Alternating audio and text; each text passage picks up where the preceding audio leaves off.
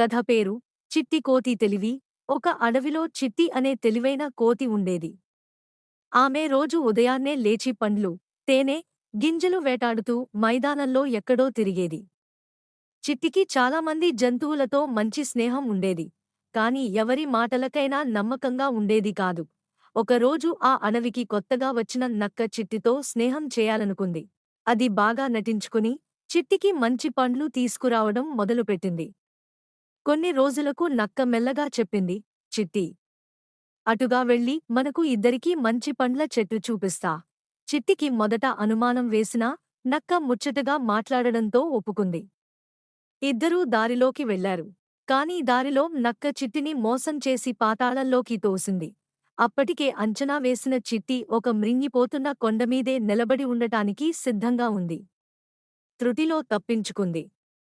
తాను ఎలా తప్పించుకుందో అటుపటు ఉన్న జంతువులకు చెప్పింది. అందరూ కలిసి నక్కను అడ్డగించడంతో అది ఆ అడవిని విడిచిపోయింది. నైతికం: తెలివిగా ఉండాలి. ఎవరి మాటలకైనా తొందరగా నమ్మకూడదు. Please subscribe, like and share.